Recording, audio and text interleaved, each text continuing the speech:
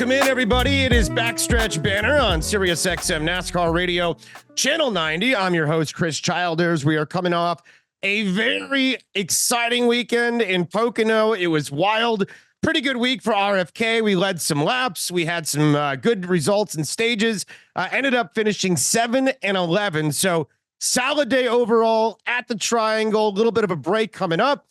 Certainly both cars making a push to the playoff. Brad already in the 17 of Chris Buescher, trying desperately to be in one of those top 16 spots, and right now sitting in a pretty good position to do that. So we are coming out of Pocono.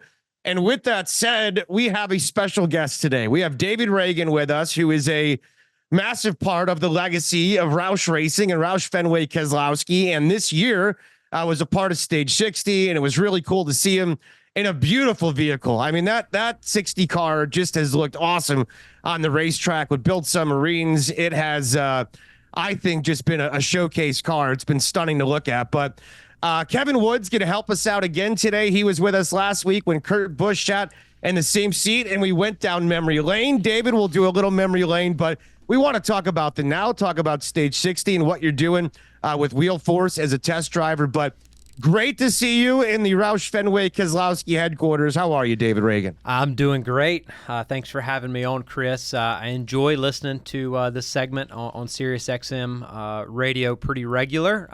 So I've always had fun to listen in on what the current state of affairs are when you've had some special guests. Those have always been entertaining shows, and it's an honor to be here sitting beside Kevin Woods, who's probably has forgotten more stuff about Roush Fenway Keselowski Racing than maybe what I can remember.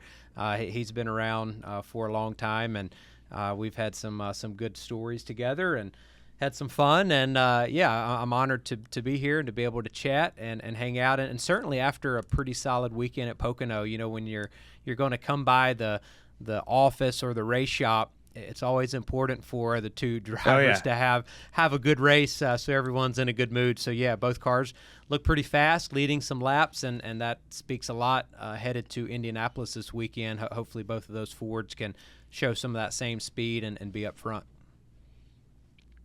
Let's hope so. And certainly this team has been running really in a good position all year. I want to know, man, like, you've been a part of NASCAR for so long. You've seen the ins and outs. Are you amazed at what this team has been able to do as a two-car team?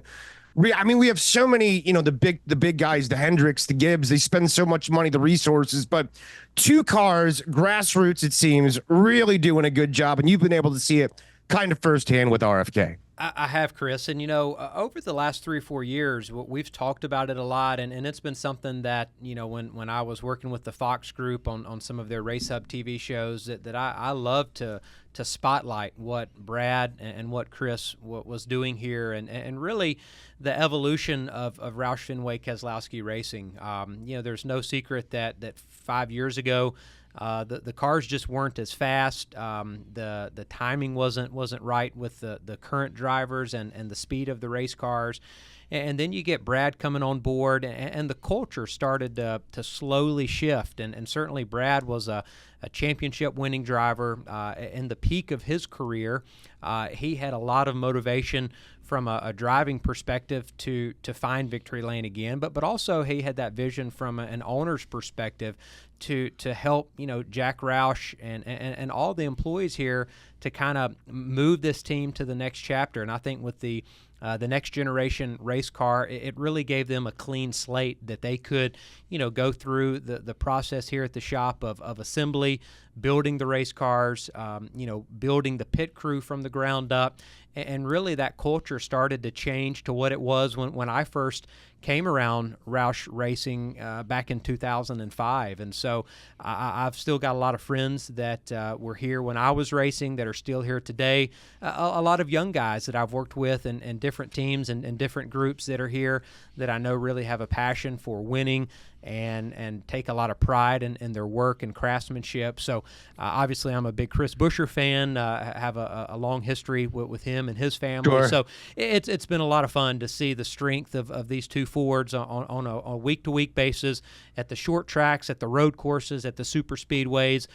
Certainly an honor and a privilege to be a part of that team at the Daytona 500 this year. But yeah, certainly I've always kept a close eye on what was going on and certainly pulled for Chris and Brad each and every week. So David, you're one of the few people that's been a part of all three iterations, right? You started here with Roush Racing, and you were here when it became Roush Fenway, and you actually ran a race with RFK. So that's not a lot of people can say that actually in these buildings. And I hold on to a lot of my stuff, so I guarantee you I've still got a old school Roush Racing AAA shirt. I know I've got a lot of Roush Fenway apparel, and then now they did give me a couple of RFK shirts with the buildsubmarines.com on it for Daytona. So yeah, maybe I should make one of those little T-shirt quilts or something. He's got the RF, and the RFK. That would be kind of a cool little T-shirt quilt, I think. Yeah, one of my biggest regrets is I'd not hang on to still have a lot of Fenway stuff, but I have very little of the old Roush Racing, and I loved that. Yeah, that was a clean logo, cool. and that was timeless. So I'm sure there's probably a box in Livonia, Michigan, with a bunch of that stuff somewhere. I promise you there is. Talking real quick, and we'll get to your Roush. Your dad raced some NASCAR, right? So is this something you were always going to do? Yeah, I mean, as a kid, I remember watching my dad race some. He did run a select NASCAR races in the 1980s. I was born in 85. He kind of stopped racing in the early 90s. He had a couple of accidents.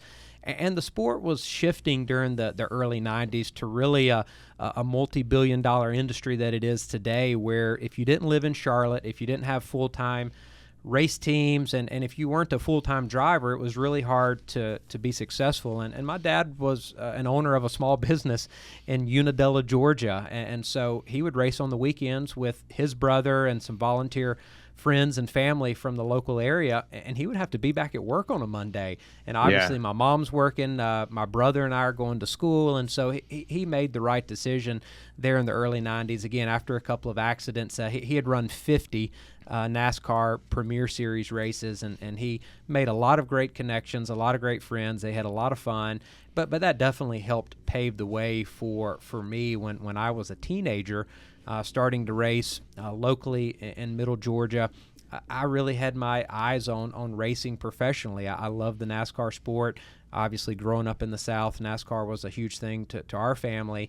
And some of the contacts and relationships that he made, even before I was born, certainly allowed a little easier path for me to have some doors open for me when I was a teenager trying to, find a car to drive and find my spot in the sport.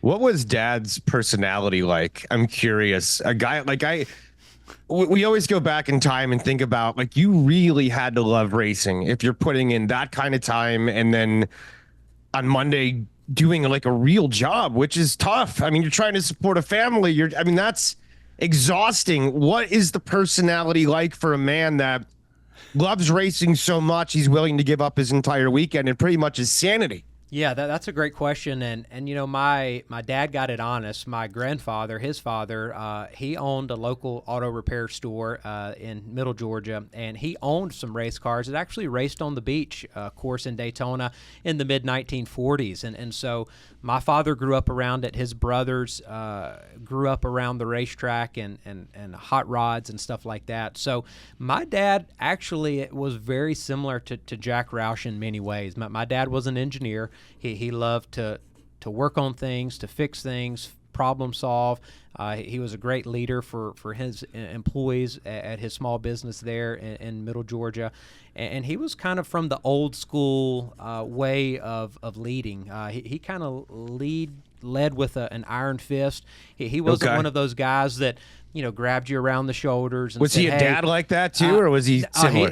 He was very similar. As a father, kind of a tough guy. Yeah, I mean, he's like, when I'm playing sports, it's like you get in there and dig it. Don't let me know if you're hurt. If you've got a little cut or you got a little bruise, I don't want to hear about it. If you make a mistake, it's your fault. How are you going to figure out how to make it better? So when Jack Roush started hollering at me early in my career, I kind of handled it well because I had been, hollered at for most of my childhood. So I think, Jack and my father definitely were on par with each other on the way that they thought, that they wanted to win, and they were pretty tough on their employees and family members. I have to tell this story here. It's one of my favorite stories that I've had in all these years, and it kind of skips around, but it goes to Chris Buescher, because I guess when you moved out, Chris kind of took your place, right? And I don't know if I've ever told you this story or not, but I was with Chris. I think it was his second race, and it was a Darlington race, an Xfinity Series.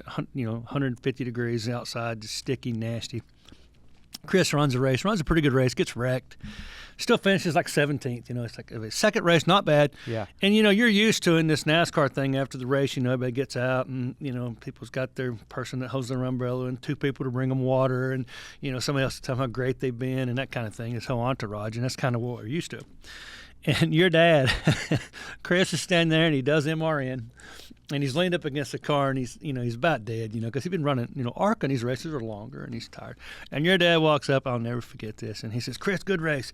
All right, tomorrow I need you to get out there on the back of the property and get that fence fixed. Need the grass cut on the other side of it. We got some," and he gives him like a 7, 8, 9 to-do list of things he need to get done. And Chris is still standing out there, fully sweating, fire suit, the whole, and it was one of the funniest things I've ever seen.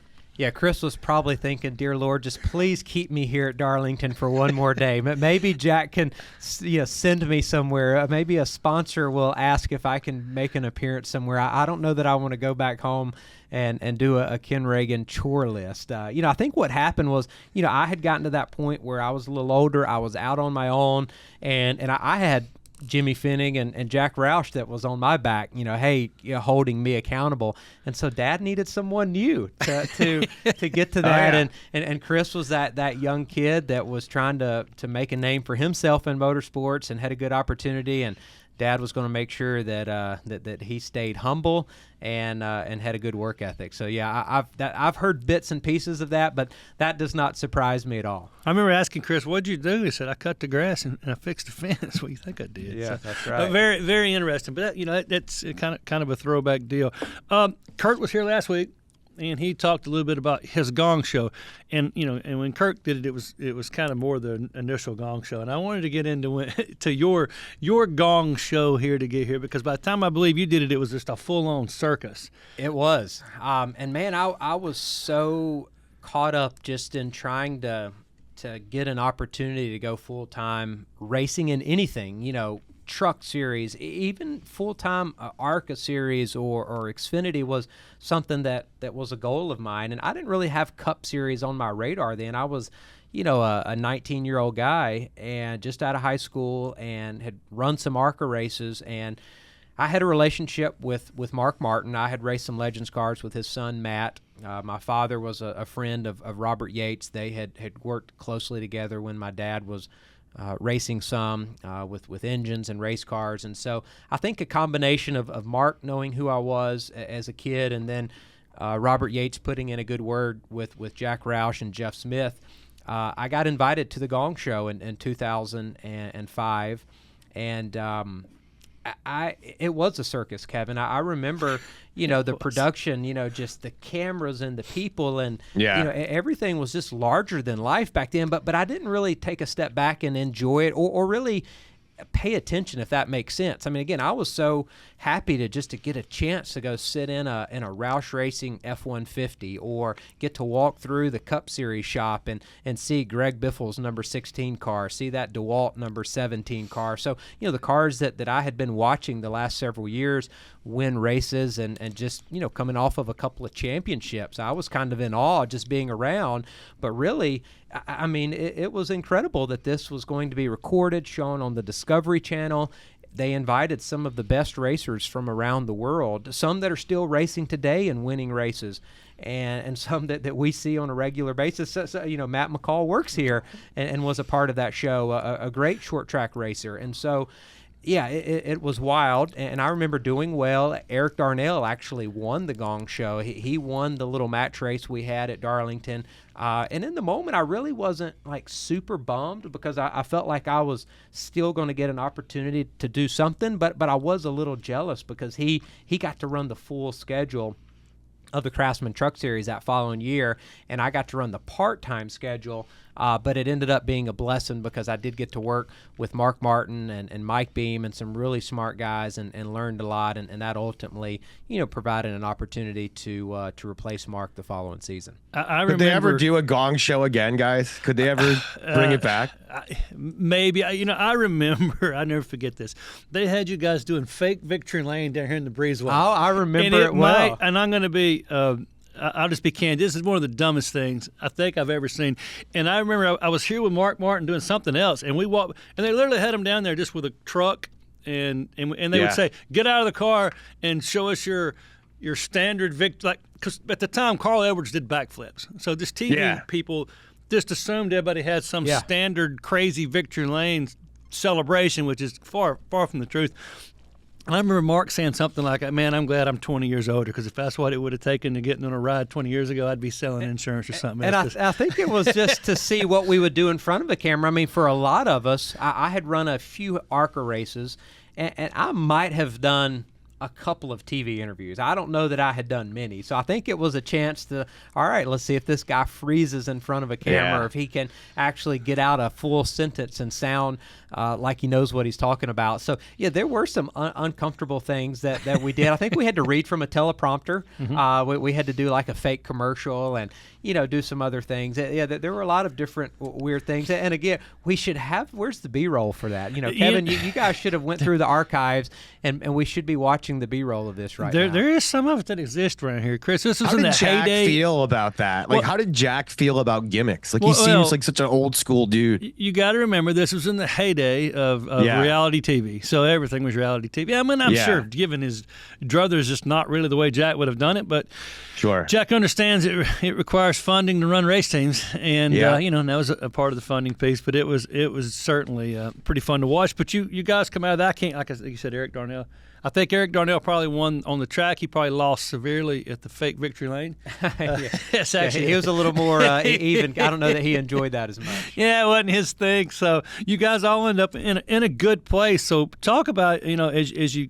Ultimately you become the new guy, and ultimately you take over for Mark in the 6 car when he leaves to go to another team. So I mean, was that kind of crazy? You said you kind of known him growing up, and all of a sudden, here you are in that car. Yeah, it didn't really seem real. I mean, it seemed like life was moving so fast, and again, I was just treading water the whole time. And in the moment, I wish maybe someone did tell me, and I just didn't listen. But I wished I could have stepped back and really looked and appreciated those first couple of years, really from that Gong Show, and that was in 2005, to that first year, splitting the ride with Mark Martin in the truck. I got to run a few Xfinity races that fall, got to run a couple of cup races that fall as well. That's when they make the announcement about the 6 car. And that winter between 06 and 07, I'm running full-time Xfinity as well my first season. So I was a rookie in the Xfinity Series full-time, Busch Series back then, and a rookie in the Cup Series full-time. I had run a handful of truck races and a handful of ARCA Menards races, and that's it. That's the only experience that I had. And now I'm going to Daytona as a rookie in both series, and I probably had 15 or 20 production days that winter. That's back in the day when we would do 3-day photo shoots, and you would do a commercial out in California for a couple of days, and you'd fly down to Orlando, Florida, and do a couple of commercials. And we had so many partners back then with Kraft Foods and Coca-Cola, and Ford was activating a lot, and obviously AAA was a great sponsor. Discount Tire was our sponsor on our Busch Series car, and so there was so much going on. I really didn't even soak it in. I mean, talking about replacing the Hall of Famer Mark Martin, the number 6 car is one of the most famous Cup Series cars that, it's right there with the 43 and the 3 and the 24. And I was just grinding away. I didn't really look at it like that, and I wish that I would have taken a step back and kind of enjoyed it a little bit more. But I was really just trying to learn as much as I could. I had some great people around me, but I was a 19, 20-year-old kid just trying to go race, and man, time just flew by in a hurry. Let me ask you one, backing up just a little from that. And I should have cleared this with you because this could be urban legend. I think I remember it happening. I'm kind of old. You went to Martinsville before that, and I get maybe your first trip to Martinsville. Yeah, and it probably wasn't the best day you've had on the racetrack. And, well, yeah, I mean, and Tony Stewart called you a dart without feathers. That's right. And what do you call him? A dart without feathers. You ever thrown a dart without the feather on it? Okay. And it just kind of goes all over the place. Yeah. But I only bring that up because is it true that he wouldn't talk to you, so you bought a pace ride with him? That's 100% true. And again, I don't know who was giving me advice back then. That's good advice. Yeah, I don't know who did, but yes, probably Woods. I ran Martinsville, and I thought I did great. I left Martinsville. We finished on the lead lap. Frankie Stoddard was my crew chief. I was driving that No Fear car, the number 06. And, Frankie's kind of high-strung anyway. And I think he was the one kind of pumping me up throughout the race. But I wrecked Ken Schrader, who I was a fan of, and I didn't do it on purpose. I just, accidentally drove into the corner too hard. I destroyed his car. I think I wrecked Dale Jarrett, who was a hero of mine. Yeah. I must have run into Tony Stewart at some point during the race, but I left the race. We finished 25th on the lead lap, my first NASCAR, and I'm like, man, this is awesome. And then my phone is blowing up. I guess in the post-race interview, Tony Stewart calls me a dart without feathers, and I'm like, man, that's cool that Tony Stewart knows who I am. I don't think I'd ever spoke a word to him before. Heck yeah. And and so I tried to call him, and he didn't answer. And I think Atlanta was the next week or the 2 weeks after, and they used to do the Speedway Children's Charities deal where you could pay money and ride with your favorite NASCAR drivers away on the pace lap or the back behind the after driver intros. And I remember going to that Speedway Children's charity deal, and I bought the ride for Tony. Come on. Yeah, and got in the back, and he was pretty nice to me. I think he had cooled off a little bit since then, and we've since become good friends, and that's all something I can laugh about. But I was pretty pumped that Tony Stewart knew who I was. He had to be a little impressed with the thinking of buying that lap. A dart without feathers. I've heard that thrown around a few other times, and I always I'll take credit for that. Let's resume this conversation in a few. Let's take a break. We've got David Ragan with us right now, who's a legendary RFK driver, and this year we saw him in the Stage 60 car. We'll come back. We'll talk more. We'll go down memory lane with the Roush Fenway number 6 car when we come back on Backstretch Banter with RFK Racing.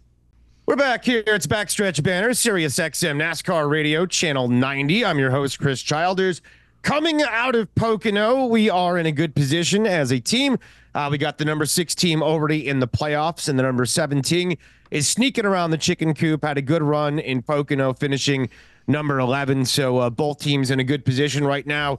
We are talking today with somebody who is a great friend of this team, who's been on the team this year as a part of Stage 60. David Ragan is with us, and David spent a lot of time in the number 6 car for the Roush and Roush Fenway days from 2007 to 2011. And like he said, he's, I guess, one of the few souls that has RF, and RFK gear. Let's talk a little about Stage 60 this year, what it was like for you to get behind the wheel and be in that vehicle. I thought it was a really cool initiative this year to bring back the 60 and to have built submarines, which I thought was just the neatest partner you could possibly have on the hood. What was that like for you this year, and do you think there will be more opportunities down the road? Yeah, it was really an honor to be considered for the Stage 60 project, and we've talked about some of the resurgence of RFK Racing, and now that Brad and Chris have both, made the playoffs and found victory lane, seem to be plugging away on all 8 cylinders. I think the team had this vision, how do we continue to grow our company, grow the race cars and the process here, and this Stage 60 kind of came to be, for the Daytona 500, has since run a couple of other races. at some road courses this year. And really, from my perspective, it's about pushing the employees to continue to think outside of the box, to be better. This car allows the team to maybe try some new things from a manufacturing setup perspective. Really, grow the pit crew members, the guys and girls that go over the wall, that train, gives them an opportunity to get in a lot of really good reps in the event that they're called to one of the full-time cars, and to continue to have a place for all the great partners that RFK has, and BuildSubmarines.com, really one of the anchor partners for that Stage 60 program, has been really cool to get to know their story, get to learn about their passion, and how they're connecting with all these race fans all over the U.S. So I was honored that Brad and Steve and Jack Roush, gave me a call to go do that. And I felt like we had a great showing at Daytona. We had a lot of speed.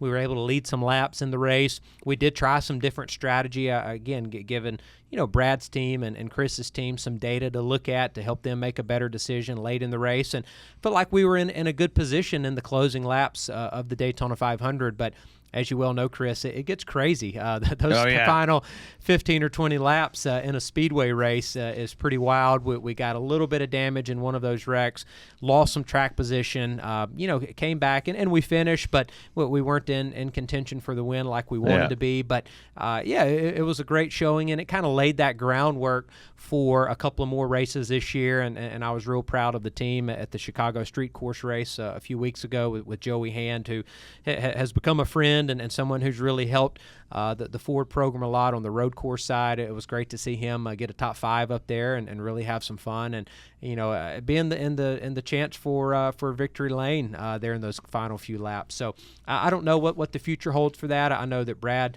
hasn't shied away from saying, hey, he would like to continue to grow RFK Racing down the road. So we'll see what that brings. But no, it was an honor to be able to come back and get to drive the number 60 and be a teammate to Chris and Brad.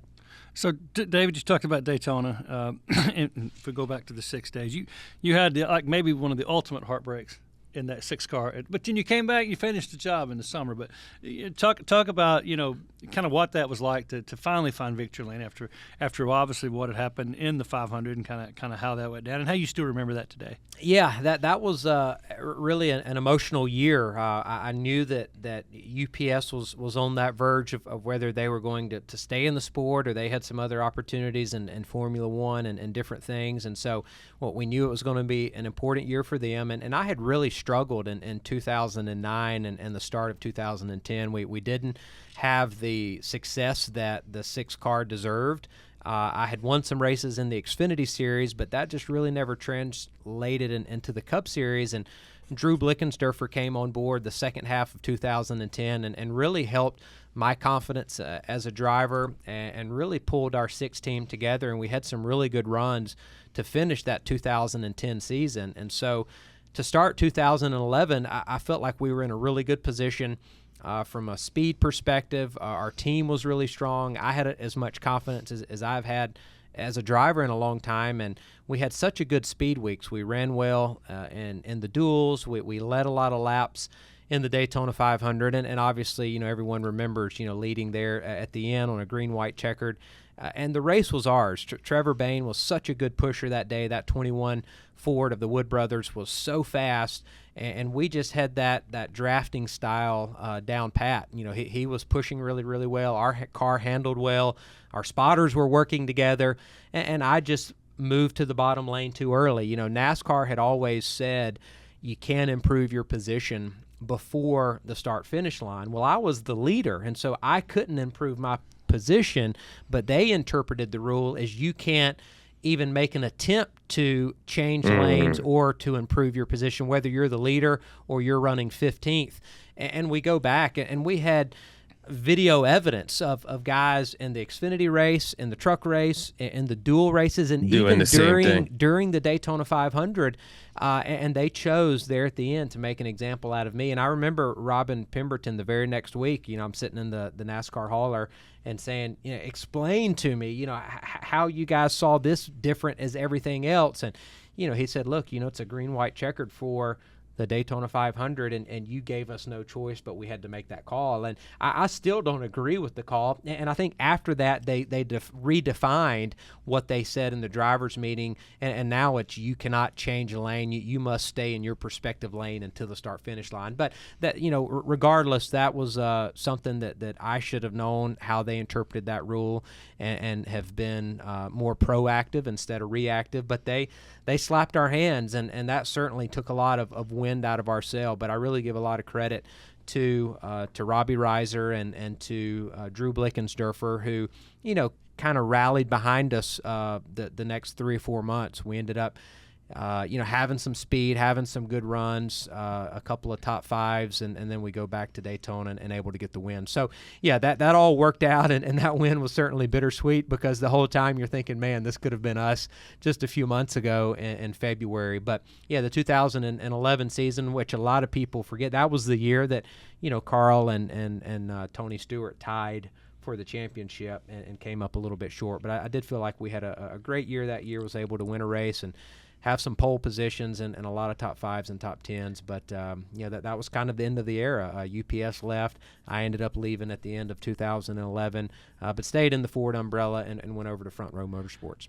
Something I was looking at when I was looking at the stats, and I don't know about all of them, but you realize how kind of different it might feel because you were driving the car back when 10 cars made the playoffs, 12 cars made it. Yeah. If it had been a 16-car playoff field, half of those years would have felt like a whole different level of success. Yeah, I mean, that my second year we finished 11th in points or 12th, and that's when only 10 made the playoffs. And I remember being so close at Richmond, that final playoff race. I think it was me and Clint Boyer, and Boyer ended up making it, and we didn't. And I was so bummed. And now, in the final few years of my career, I'm thinking, man, I would give anything to finish 11th in the point standings, But that, at the time, it is what it is. It's hard to go back and look at things like that. But I do think about that from time to time. But again, I had some great teammates, and they pushed me to be better. I wish I would have leaned more on Greg and Carl and Matt Kenseth. I mean, those guys, I think all future Hall of Famers for sure. And there was some of the best in our sport. And I should have asked more questions and we didn't have the data. We didn't have all the SMT that we have today and all the analytics that we have. So I would have had to go kind of dig it out a little bit more, but I do feel like I left a few things on the table that they could have helped me with. Well, you didn't. Why do you think you were data. hesitant? Well, you didn't have the data, but you also didn't have the same mindset. They weren't. The place operates now as kind of one entity with two teams, and at the time, I mean, to be honest, fair to yourself, it didn't. It operated as five race teams. And I think Jack enjoyed that little bit of healthy controversy. And Chris, I know you're going to ask, why didn't I go and do that? And I think Kevin kind of pointed that out. Is Jack felt like we all performed better if we kind of worked against, not against each other to hurt the other, but we were in a healthy competition where you wanted to beat your teammate more than you wanted to beat the other guys on the racetrack, and that's certainly how it felt from time to time. And I know that it did weigh a lot on the crew chiefs and the pit crew members and the assembly guys that you wanted your car to be the best, and if the other cars run okay, that's fine too. But I think that mentality definitely has shifted some over the years in our sport. And you hear other guys from the 1990s and early 2000s talk about having teammates. Dale Earnhardt talked about he despised teammates, and guys up at Junior Johnson and Associates and Darrell Waltrip. And you hear some of those guys talking about resources being depleted some when you had 3 cars and 4 cars, and at that time we had 5 cars, and so you did have to get in there and kind of fight for that new body build, or if you had a special car that was really good, you had to be aggressive to try to keep some of that. And I was a kid and didn't have that maturity to kind of go fight for those things, and I should have. And I could feel from time to time like, man, I should speak up about this, or I need a little bit of help in this area, but I didn't know how to ask for it. And so, it's just part of learning and part of growing up. David Ragan is our guest. It is Backstretch Banter with RFK Racing. When we come back, let's go a little bit deeper into what you're doing right now. I'm really curious about the test driving, being a Wheel Force test driver. what that means on a daily basis and what you're doing to help teams. We had Joey Hand tell us about what he does a couple weeks ago. You know, he does IMSA and all kinds of stuff. So really want to get an idea of what you're learning doing those tests. We'll do it next right here. David Ragan with us on Backstretch Banter. We're back here. It is Backstretch Banter, Sirius XM NASCAR Radio, Channel 90. We are talking to David Ragan today, who's got an incredible legacy with Roush Racing, Roush Fenway, and now with Roush Fenway Keselowski. He's done it all. Been in the 6 and the 60 and a variety of numbers over the years. Heck, he was in a No Fear car back in the day, which just hearing that brand come up was kind of cool and nostalgic from being a 90s kid. But great to talk to David, who is now a very active member of the Wheel Force test driving team, and we'll talk about that in just a little bit. But Kevin was just making a joke during the commercial break that last week we had Kurt Busch on, and Kurt was talking about that if you ever kind of made Jack mad, if you did something wrong, he was going to literally take your butt and he was going to put you in the shop and he was going to put you to work. Now, Kurt said it never quite came to that for him. Were you ever in position where you had to work in the shop, sir? Yes or no? Yes, I did. And you were? I was working in the shop enough that I've got a couple of funny stories real quick on that. It was 2009. We are having a great season over on the Xfinity side. Won a race earlier in the year, setting on poles, leading laps, running in the top 5. But our Cup cars weren't as good, and I was overdriving them, making mistakes, and I was tearing up a lot of cars. And so at some point during the summer, I guess I had made Jack upset enough that he said, David, you're going to have to come in the shop. I want you to show up at 6:30 with all the other employees. I want you to work until 4:30, whatever the deal is, and you go to the chassis shop, and that's generally some of the toughest work because you're cutting apart metal, you're grinding. It's hot down there. It's not in the setup shop or the engineering office. It's a little bit more of a hard labor work. So I reluctantly checked in Monday morning, 6:30. And they're having me, make wheel tubs with, some bead rollers. I'm cutting rear clips off, front clips off, not only on my car, but on any car that's coming through. And I'm working out of the guys' toolboxes. I get to have my 15-minute break when the brake truck rolls in at 9 o'clock. But that goes on for maybe a week or two. And I think there were a few opportunities where maybe I had an appearance early and I would get off of work on Thursday because I would have to fly out a little early or something. But didn't matter what time we got back in. Sunday night, I would be at work Monday morning. I think I earned a lot of credibility with all the employees in the shop seeing me come in. And it ended up being it was a great thing. And I've actually got some friends that I worked alongside with in paint and body and in the chassis shop that are still here at Roush Fenway Keselowski today. Nice. But actually, in August, we won the Xfinity Busch Series race. I can't remember, and maybe it was a nationwide series back then. But I won that race at Bristol, and I'll never forget. It was Friday night. We're in Victory Lane, and I've been working in the shop that week, and we were in that stretch, and I kind of saw Jack, and this is after we're taking pictures, and I said, Jack, man, I sure am glad we finally won and kind of getting back on the right side of things. I said, this gets me out of my work duty, right? I'm good to go I don't have to be at work on Monday. And he said, David, I put you in the shop because you were tearing up Cup Series cars, not Xfinity Series cars. When you find Victory Lane in that Cup Series, then come to me. But you've got to be at work on Monday. So were you able to thank yourself? Because the guys, you always thank everybody back at the shop. Back at since the shop, you were the guy back at the shop, I don't know that I wanted to put that on public display, but back then I'm glad social media wasn't a big thing because your team would have probably had a field day. If Chris Buescher's over in the shop now, cutting body parts around. And working Woods on would have cars. been all over it, no doubt. That's right. No, this is one of those deals. It was a hard lesson in the moment, but I think that's that management style that Jack had. I felt uncomfortable. I felt like, man, I'm one of his Cup Series drivers. I'm on national TV spots, but I've got to be here on a Monday morning and go work out back and cut apart Greg Biffle's Cup car that he wrecked a week ago. So yeah, that was a character building moment, and I'm grateful for that time looking back at it. It's good for you. There's no question about it. We need more of that kind of stuff in the world today. Believe me, it would do a lot of people a lot of good. Well, tell me about what you're doing as a test driver and how important is test driving? I mean, there's so much technology, so much analytics. What goes into what you do?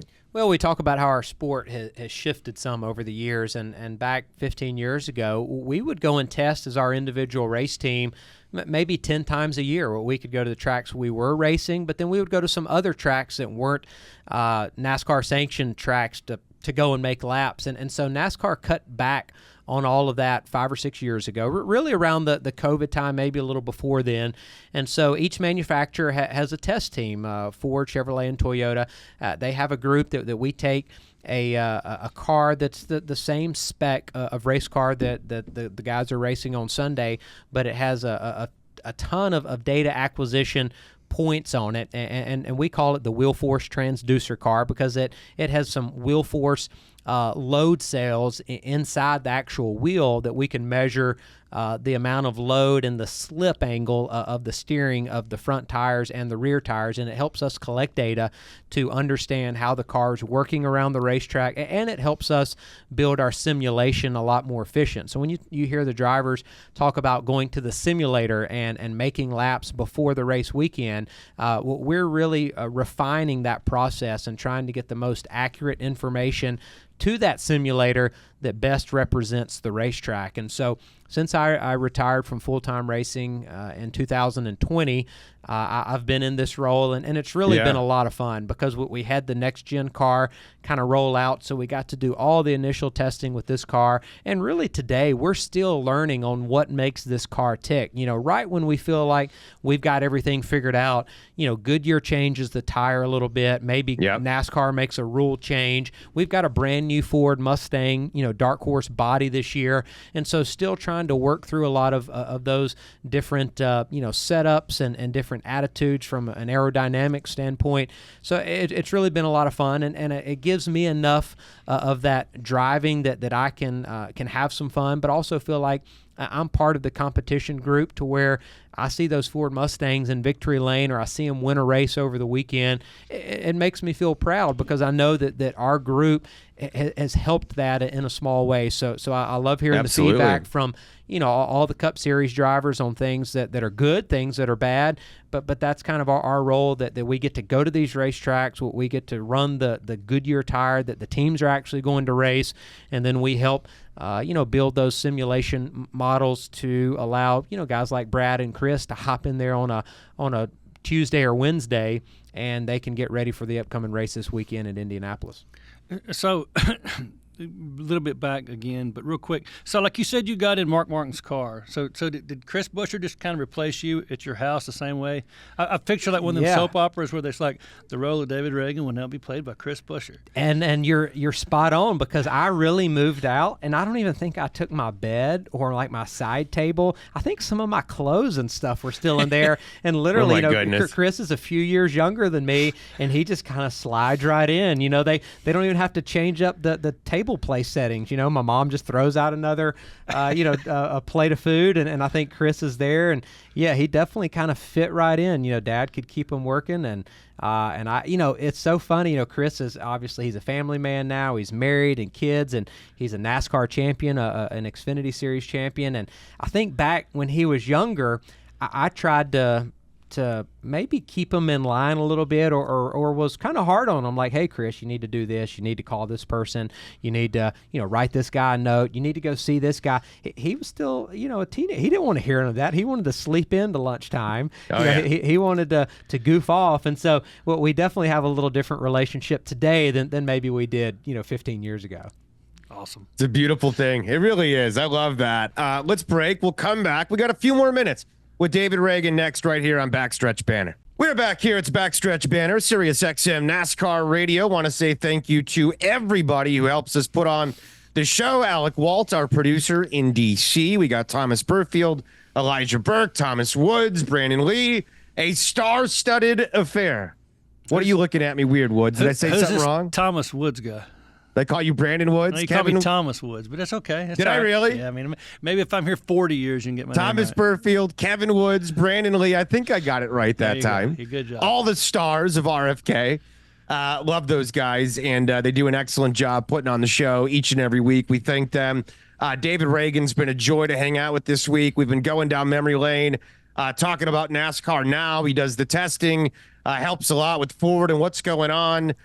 Give me an idea of what it's like. We're going to Indy, and Indy is massive. It is a huge racetrack. How different is this one? You know, these cars are lumbering around this massive facility. You've done this before. What is a driver's mentality going from Pocono to Indianapolis, David? You know, there are some similarities, but the biggest thing, you know, Indy is all about momentum, and it's a very technical racetrack. When you look at it from a bird's eye perspective, it looks pretty straightforward. It almost looks like a big rectangle. But you're going into turn 1 and turn 3 over 180 miles an hour, and it's a 90-degree turn that you've got to hit just right. It's not very wide, so you're not going to see this 3-wide racing like we see at some other, 2-mile racetracks or 1.5-mile racetracks. But it's all about momentum and how aggressive do you want to be getting into the corner and trying to hit your marks. I think these next-gen cars are going to be a lot of fun to race there. We did have a test session there a couple of weeks ago. I feel like the Fords have kind of found a few things over the past month and a half that have helped them some. On racetracks like Indianapolis, Pocono, we see, a strong Ford performance out of Ryan Blaney and the Penske guys and the RFK bunch. Leading laps this past weekend at Pocono. So I would expect the Mustangs will be up front. And Indianapolis is just a great venue to be at. Regardless of what kind of motorsports fan you are, you have to have a lot of appreciation for the Indianapolis 500, for the Brickyard 400, all the history that has been made in our sports, and the other forms of racing that has taken place at this racetrack. So I'm super excited that the race is back on the oval. And don't get disappointed if you don't see that 3-wide racing like we see it at Kansas or at Charlotte. But it's a different style of racing. Strategy will be important in these pit crews. This will be probably one of the most important races of the year because those pit stops will be very important. The fuel guy is going to have an important job trying to get as much fuel in as he can. So the strategy and just the drivers trying to hit their marks and running some fast laps in a stock car is pretty cool up there. David, why don't you say we get us a couple of those yellow shirts? See how far back behind the scenes we can get. You should try to do that. You guys have a great social team here at RFK, and I think that should be kind of a weekend theme. Why don't you dress someone up in a yellow shirt? What Kevin's referring to, the security at Indy is world class. That maybe these yellow shirt security officers, maybe they're going over to Paris for the Olympics next week because that they would be suited for something like that. They take their job serious. They're not afraid to blow the whistle, and you better watch out and respect those yellow shirt guys and girls. But yeah, why don't we get a shirt for Kevin and let him go around with a little GoPro this weekend? That would be an amazing RFK social media experiment. Yeah. Like Kevin be a security guard for the day. I think that would be fun. But no, I think, with just a couple of races left, a few races left before the playoffs start, I think the Fords are in a good position. And I think the Roush Fenway Fords are in a good position. Brad's win at Darlington, that's the last race before the playoffs. Going back to Daytona, the Fords run really, really good there. Both Chris and Brad had a great run at Richmond in the spring, and that's just around the corner. So, yeah, I think, they're great on road courses. You go to Watkins Glen in a couple of weeks. So, yeah, I think, another win, and I know that's what Chris would like to see, a win and some more playoff points before the playoffs start in another month and a half. Speak it into existence. Let's get the 17 into victory lane. David Ragan, thank you. Thank you for hanging out today. Well, hey, I appreciate you guys asking me to be on. I enjoy listening to you guys on Sirius XM Radio. A lot of great memories here, and it's great that you guys invite some of the older guys back and have some fun. And certainly there's a lot of history that has gone through the Roush Fenway Keselowski offices here and the race shops, and it's cool to relive that and talk about it some. And certainly thank you, Rick Childers, for a really good show this week. You're welcome, Brandon Woods. Thank you all. We appreciate it. We'll see you next week. It's Backstretch Banter.